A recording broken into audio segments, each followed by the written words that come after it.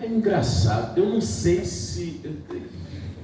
Eu tenho dúvida se a crítica é exatamente ao formato que imita a série americana, ou se as pessoas estão dizendo de uma outra forma que as histórias não estão tocando o coração delas.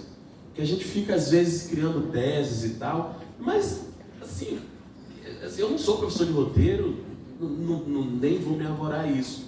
Mas, assim, o que faz com que a história seja relevante para a gente é o quanto a gente se conecta. E tem formatos tão diferentes que fazem com que a gente se conecte, né? Assim, a minha pergunta vai além. Não é só assim sobre a imitação do formato de outra pessoa. A minha pergunta é, o que é que está fazendo com que algumas obras não toquem o coração das pessoas? O que é que está fazendo com que algumas obras a gente assista e não lembre o nome do personagem que a gente acabou de assistir? O que é que está fazendo com que algumas obras a gente assista e acabou o capítulo, a gente muda de assunto? O que é que está fazendo com que algumas coisas digam assim, isso é uma comédia, mas não produz o riso? Onde é que a gente perdeu isso? Eu tenho mais uma pergunta do que uma resposta, e eu fico achando que a gente merece investigar isso um pouquinho assim, independente da comparação com o americano e etc. Porque tem coisas positivas. Eu, por exemplo, quando citei autores aqui, eu citei o Jordan Peele e o Barry Jenkins. São autores norte-americanos, mas que tem coisas ali que me interessam e que eu acho que podem chegar para o meu trabalho. Mas a minha pergunta é justamente essa. O que é que a gente vai fazer para se reconectar emocionalmente com o nosso público? É mais uma pergunta que uma resposta. Ei, boa tarde, Lázaro aqui. Meu nome é Arissa, sou psicóloga e atriz. Estou de roupa preta, sou uma mulher parda, uma mulher gorda, roupa de ginástica que eu vim pedalando. Boa de Vitória é isso. Eu comecei a fazer teatro quando eu tinha 15 anos, assim, e antes mesmo de me alfabetizar mesmo, assim. E aquilo me deu um lugar no mundo, assim, era como essa capacidade de me multiplicar, assim, foi o que me conseguiu me lançar na vida mesmo, né, a sonhar, assim. E eu sei o porquê disso do teatro, porque o teatro é quente, assim, eu sempre lembro desse calor, assim, do suor, né, das salas de ensaio, mesmo quando é na rua, do próprio palco. E aí agora é curiosidade mesmo, assim, como você já trabalhou com cinema, né, e novela, como que é isso? Tem esse quente, assim, nessas filmagens? Porque eu tenho uma sensação, tipo, que quebra toda hora, assim, eu falo, cara, como que esses atores conseguem manter, assim, esse calor, assim? Eu queria que você contasse um pouco dessa experiência, assim, da diferença desses mundos, como que você vive eles, a potência, as limitações. Que maravilha. Você sabe que eu, quando saí do teatro, que eu fui fazer televisão a primeira vez, antes de cada cena eu me aquecia. E eu não falava com a equipe técnica porque eu achava que ia me desconcentrar. Eu ficava concentradíssimo. Inclusive, a minha primeira novela, Cobras e Lagartos, na minha primeira cena, toda vez que a luz vermelha da câmera ligava, eu olhava para a câmera. Então, a minha primeira cena, ninguém nota, mas eu estou olhando para a câmera, eu estou num susto, porque eu vejo um negócio assim que está me dispersando. O tempo foi passando, eu fui aprendendo o meu jeito de me manter quente nas outras linguagens. Então, hoje em dia, eu faço um pouco uma leiturinha assim. Por exemplo, uma coisa que eu já entendi que é boa para mim. Quando eu estou fazendo comédia, eu fico muito disperso. Eu tento não atrapalhar os outros, mas eu fico ativando a minha criança o tempo todo. O meu tempo de descanso é ativar a minha criança. Descobri que isso me ajuda a fazer comédia. Quando eu vou fazer assim, um drama, eu faço todo o processo de concentração. Fico caladinho, fico mais quietinho, fico relendo o texto, fico... Assim, eu entendi o meu processo. Ou seja, ao me conhecer nas outras linguagens, eu descobri o que era bom para mim. Apesar de que alguns processos eu achei que tem um preparador de elenco, que é uma figura que está muito presente nos sets hoje em dia, que vai conduzindo. Mas me conhecer e conhecer as minhas forças e limitações me ajudou a manter o quentinho que eu aprendi lá no teatro e que para mim também vem com uma facilidade maior. Assim, é muito engraçado, eu estava na Bahia, agora o Bando de Teatro Lodum voltou com o Cabaré da Raça, que é um espetáculo que eu fiz em 98. E eu fui de surpresa assistir eles. No fim do espetáculo tem um texto que eu falava na versão original e eles, sem me avisar, me deram o microfone. Eu lembrei do texto todo. É um negócio que só o teatro dá pra gente, né? Eu lembrei do texto todo, mas eu fico feliz de ter tido a oportunidade de trabalhar as outras linguagens para conhecer também minha ferramenta de trabalho.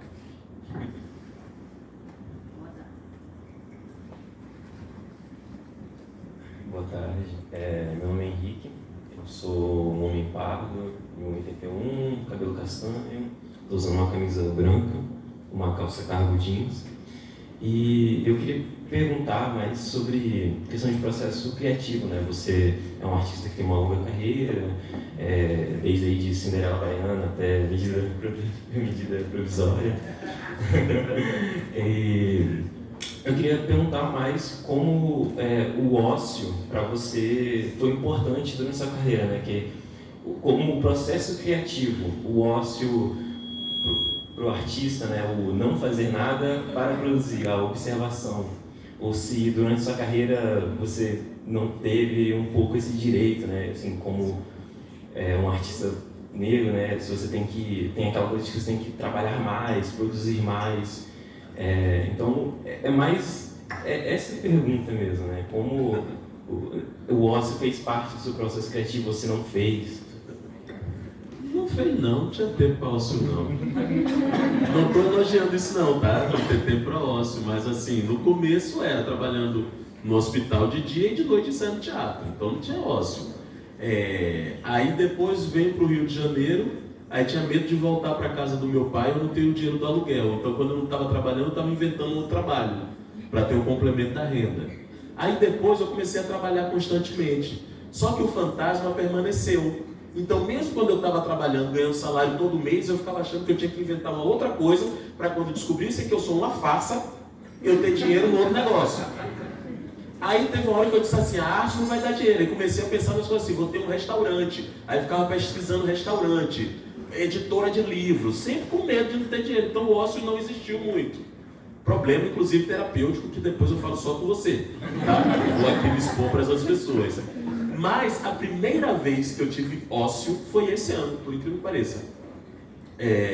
Veio muito por causa da estafa que eu tive no início do ano. Eu passei por uma estafa justamente por isso, por não acreditar no ócio, por não me dar tempo de pausa, por achar que eu estava perdendo alguma coisa o tempo todo, por achar que eu estava produzindo pouco o tempo todo. E eu comecei a entrar no processo de trabalho que eu saía do computador 1h da manhã e acordava 6 horas. E mesmo assim era um sono intranquilo, achando que eu tinha alguma coisa que eu tinha que produzir, porque em alguma hora ia me faltar.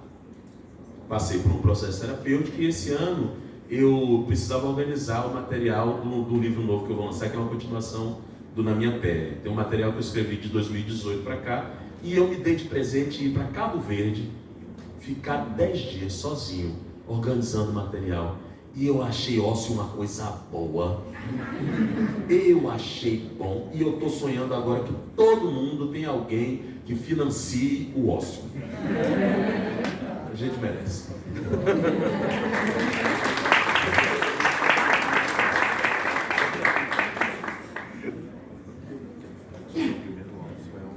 Lázaro, marido do Rosário Caetano. Eu te amo, Rosário. Eu também te amo. Que a Tatá não nos ouça. Nem Zanin, não é?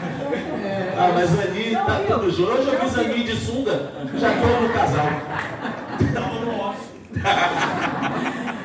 Eu sou uma mulher branca de 69 anos. E vou fazer uma pergunta muito concreta para o Lázaro, algumas. Uma ele já antecipou, Joelzito me contou recentemente que você estava passando um período de ócio, mas também de pesquisa, porque você é o workaholic. Vamos combinar, você mente que está no ócio, mas não está. Não, desculpa te interromper. E Joel ainda atrapalhou o meu ócio, que Joel deu um jeito de eu fazer o clipe da enteada dele em Cabo Verde. Contou isso tudo para nós, eu falei, ele aceitou, não aceitou? Falou, aceitou, porque ele é generoso, ele não ia negar, né? Então, eu queria que você falasse um pouquinho mais desse livro, se já tem datas de lançamento e tudo. Eu vi que você está no seu trabalho no streaming, você está com a Ingrid Guimarães no 5 Vezes Comédia. Eu pergunto se tem relação com aquele trabalho que ela fazia no teatro, se é uma atualização. Se tem filme de Jorge Furtado no seu caminho aí, outros, né? E que filmes, se você está no filme do Pitanga ou não, que filmes novos você tem para estrear? e teatro, e quando é que você volta a dirigir filme? Eita!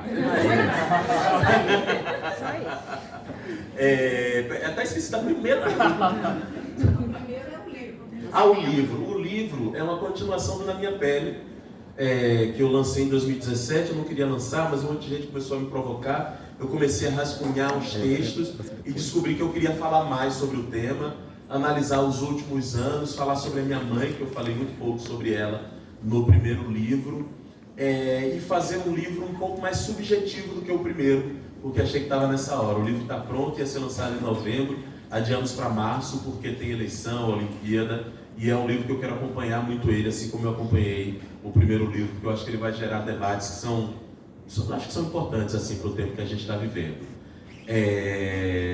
Joelzito Araújo, não, depois do Joel, era o quê? Eram os filmes novos. Não, antes, 5 vezes comédia. 5 vezes comédia. Faço um episódio como ator e o outro como diretor.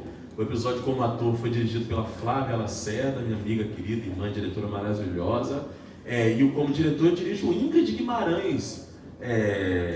São todas histórias novas. Continua sendo produzido pela Monique Gardenberg. Com Ingrid, vivi uma experiência muito linda com relação à comédia, porque ela é uma máquina assim, de criar texto, comédia, lógica de comédia. Me ensinou muito, porque mesmo dirigindo, eu tinha um pequeno vício, que agora eu estou achando que eu estou errado. Eu achava que para fazer comédia tinha que ser tudo espontâneo, que eu não tinha que repetir take, e que a piada era sempre fruto do primeiro take. E a Ingrid me ensinou que não, foi muito legal. A Ingrid ela esculpe a piada, e isso foi lindo como diretor, ter essa experiência com ela. Estreia daqui a pouco no Prime Video. Se eu vou dirigir outro filme, nesse momento eu estou trabalhando num autoral e no outro para a Amazon Prime. Todos os dois estou em crise de roteiro, porque estou, como eu disse, nesse momento de questionar tudo, mas estou achando que vai dar algum fruto bom. O autoral é um filme que vai muito no caminho do Medida Provisória. Eu, depois do Medida, dirigi Um Ano Inesquecível Outono, que é uma comédia musical para jovens, protagonizado por Lucas Leto, que inclusive está aqui no festival, é apresentador do festival, e a Gabs. E aí agora eu disse assim, vou agora brincar de novo de Medida Provisória, estou tentando fazer esse filme. E as próximas estreias no cinema são A Arca de Noé, desenho animado, do Sérgio Machado, produção do Walter Salles. Eu faço o vilão, que é o Leão. Uma animação baiana também, chamada Virando Latas, da Ana Carolina, comigo e Luiz Miranda. E daqui a pouco vou filmar no Ceará, não vou dizer com quem é não. Aí daqui a pouco eu tô lá, não vou dizer para ver se você vai lá no Ceará me ver.